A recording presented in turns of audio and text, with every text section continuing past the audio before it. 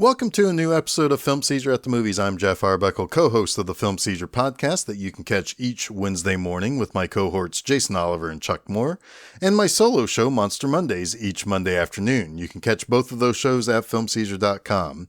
On this episode, I'm going to take a look at one of the more intriguing and anticipated films to come out this year, at least in my with my expectations and with my list of movies that I wanted to see this year. And that's Paul Thomas Anderson's Licorice Pizza. Anderson was a member of the young and exciting new filmmakers who broke out in the mid-90s, and he was still in his 20s when he did so.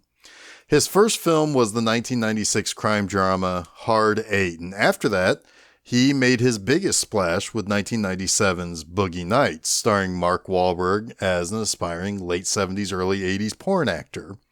His next film, Magnolia, at least in my book, is an absolute masterpiece with a gigantic cast and all of these people's stories that are kind of collide together in a very interesting way. Later, he made what many others would consider a masterpiece with There Will Be Blood, starring Daniel Day-Lewis. In all of his films that he has made that's been nominated for Oscars, which include Phantom Thread and those three movies that I previously mentioned, they've been nominated for a total of 25 Oscars.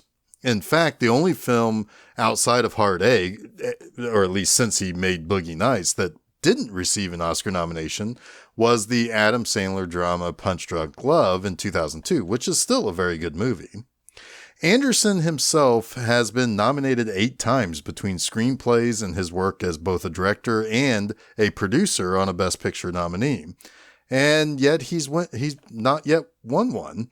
It's very likely that he will get at least one more shot to win with Licorice Pizza, simply based on the buzz that's been kind of floating around.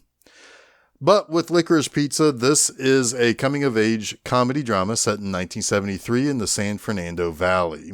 It's about young Gary Valentine, played by Cooper Hoffman, the son of the late, great Philip Seymour Hoffman, and his chance meeting with, and subsequent on-again, off-again courtship of Alana Kane, played by Alana Haim of the pop rock sister act Haim. Now, Gary tries to woo Alana by setting himself up as a man of means and child actor, so despite her, being 10 years his senior, being fairly unimpressed with this kid who seems to be more or less pushing for a date. Against her original, or I guess better for that matter, judgment, Alana meets with Gary for dinner and thus begins a whirlwind relationship of two people who become so intertwined that they don't see that they aren't right for each other. And that's the major disappointment for this movie for me.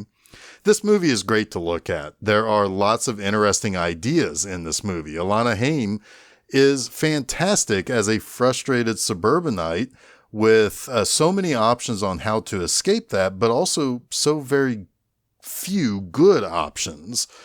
For the most part, the movie is terribly unfocused as we literally see Gary and Alana run from one scenario to the next, chasing some sort of scheme that Gary has. And we'll talk a little bit more about that here in a minute.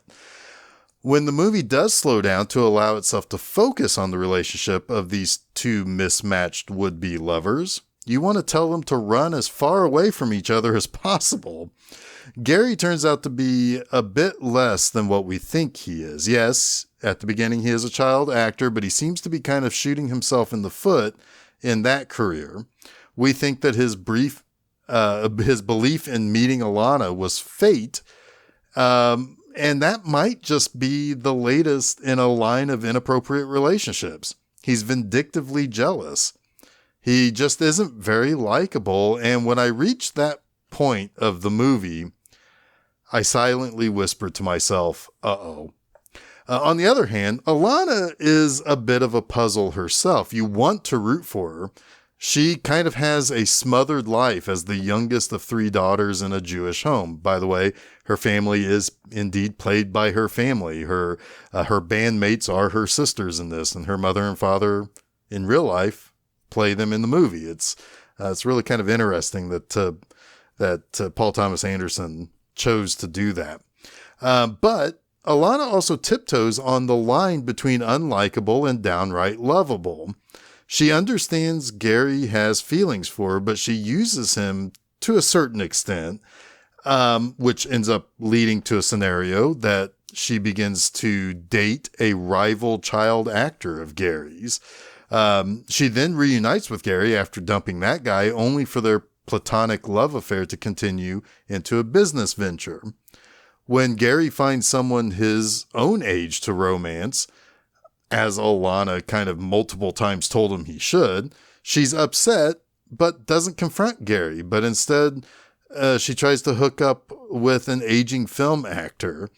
And for about an hour and a half, that's what happens. Alana tries to move on from Gary, only for her to be pulled back to him out of some sense of routine or as a safety net or something. And if I had to try to figure out the chemistry of these two characters, I'd have to settle on the answer being C5H8N into a loop with an elastic PE formula around 1/2 K times 2.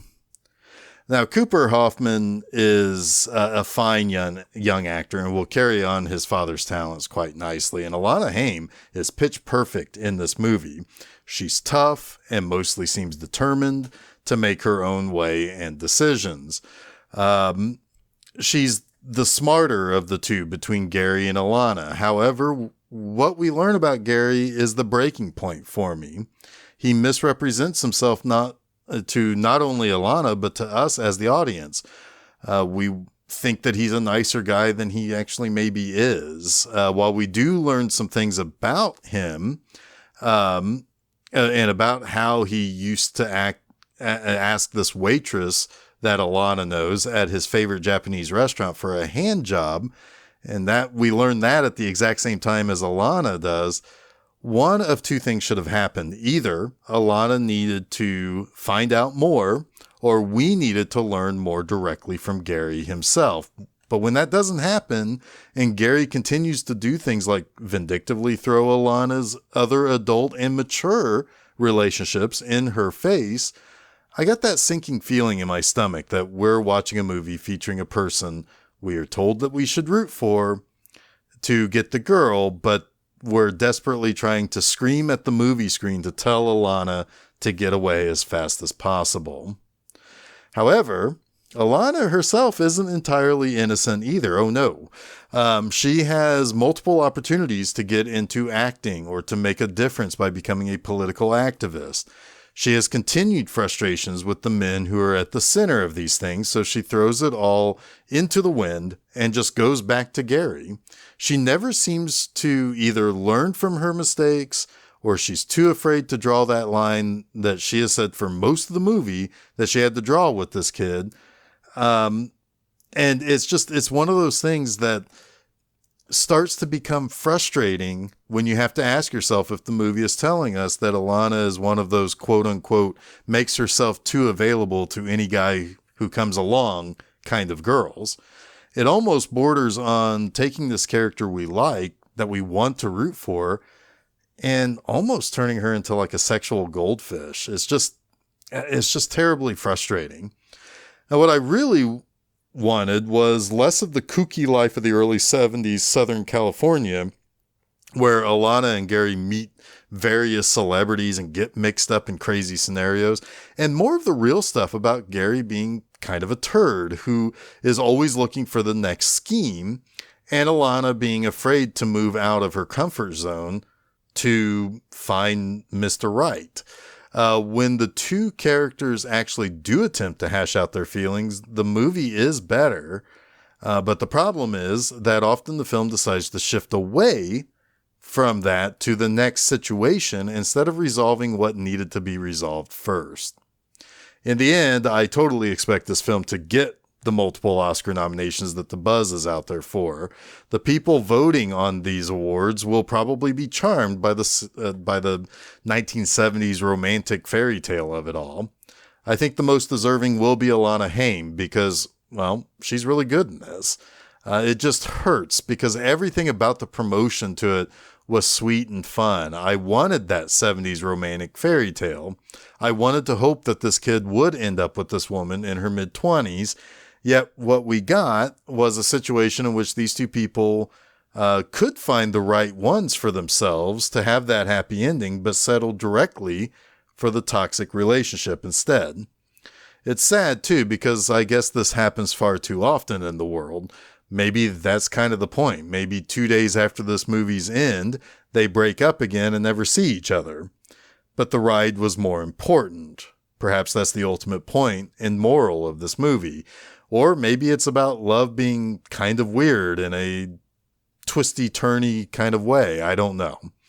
I also feel like maybe one must be in the right mood for this movie to hit on all its big points and small points. But I fear, though, the place I needed to go to be in the right mood for this movie was not a place I wanted to go. Licorice Pizza likely will top my biggest disappointments of the year.